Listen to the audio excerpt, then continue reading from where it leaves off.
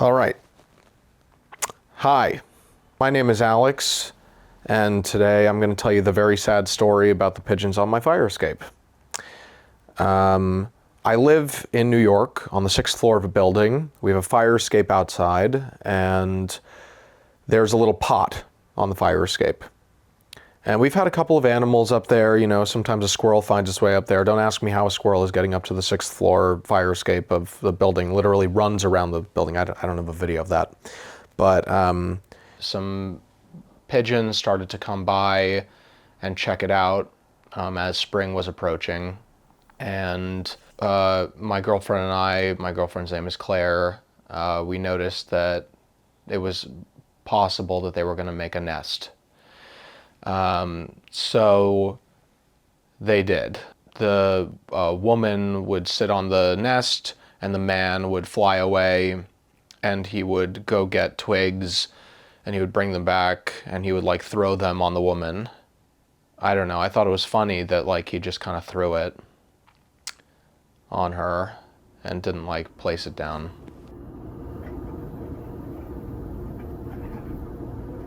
And it was really comforting to have them there. Like I liked knowing that the pigeons were outside, because every time I would go over, like the pigeons would be there. The woman had like these white wings, like white tipped wings, and the man had these yellow eyes. That's like the way that I was able to tell the two of them apart.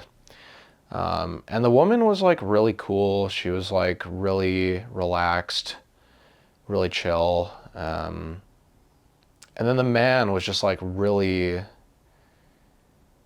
like strung out, and I didn't really like, every time I would like peer out the window and like look at that because I wanted to look at them and I wanted to get like a close look at them because they felt like they were like our pigeons. So I got like, I would look, and then the guy would be like, he'd be like, and he would like, it was like he never got used to the fact that we were there. One day, the female pigeon was sitting on the nest the whole night, and then in the morning there was an egg in the nest, and this was extremely exciting. Claire and I both we were just so thrilled that we were going to have these baby pigeons. Anyway, so I guess I think like one day later, there was another egg, and so there were two eggs in the nest. There's a pretty standard timeline for when the eggs will hatch. So it's like 14 days from when the last egg is hatched. So we figured that the second egg would be the last egg. And so I set a reminder in my calendar so that I would make sure that I would be home on the day that the pigeons were going to hatch. 4 days before the eggs were going to hatch, Claire's grandma was having her 100th birthday that day. My girlfriend and I drive to New Jersey, and it's like this big party. And yeah, we watched the partial eclipse. It wasn't anything very special. And then we come home, and I dropped her off at the house, and then I went to return the rental car. And then as soon as I returned the rental car, I got a call from Claire, and she said that the eggs were gone. And so, we were trying to figure out what happened. There was no mess. There was no sign of like broken egg or anything, and we didn't know what kind of animal would like take whole eggs. Every time I went back to the window, I think I had like just still like a little shred of hope. Like I just kept hoping that they would still be there. Yeah, it made me really sad. I missed them a lot. Felt like we like lost a pet in a way. Yeah, and I felt really, I just like was imagining being that mom bird. And obviously I don't know if birds like feel, if they mourn in the same way that people do, or even remotely similar. Like, they obviously came to the nest at some point during the day, and then they noticed that the egg was gone, and like I mean, what was that moment for them?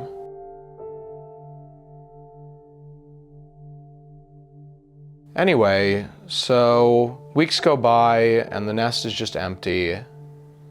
And I guess like a stray seed came in from maybe like a nearby tree or something. I don't know how the seed got up there.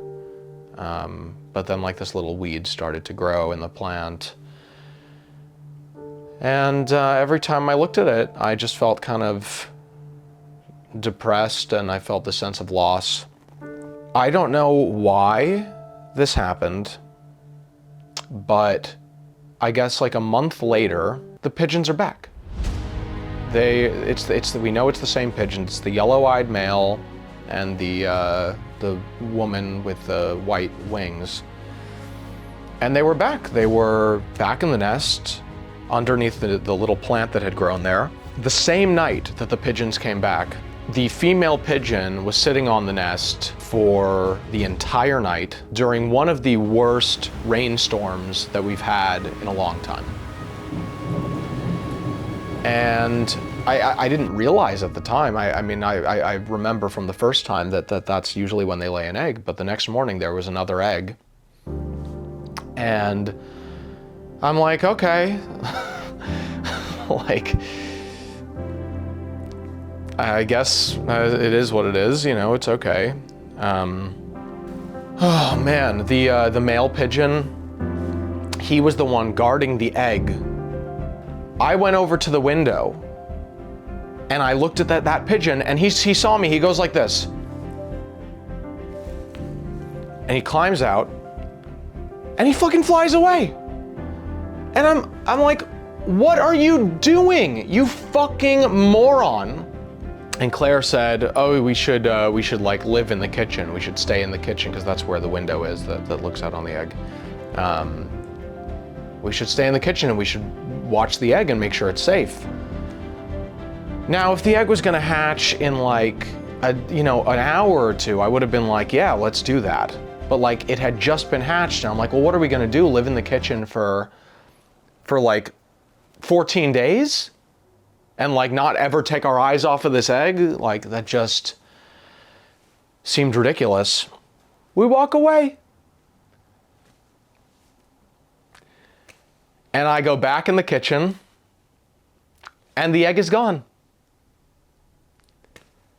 And I'm just like, what the fuck?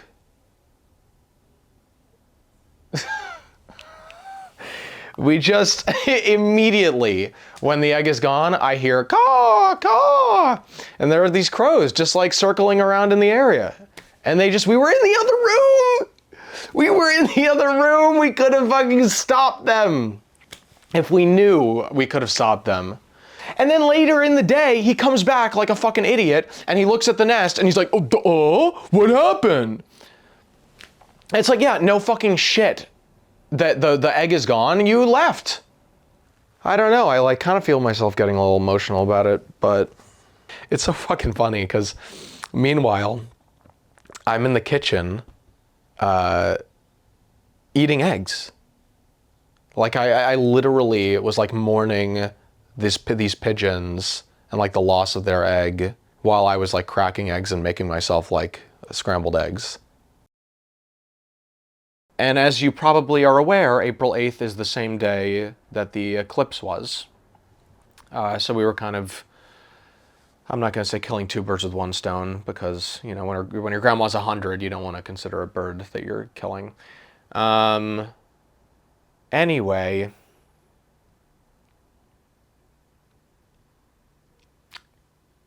Okay. Yeah, I'm not going to comment on that right now. Anyway, yeah, so we thought we would kill two birds with one stone.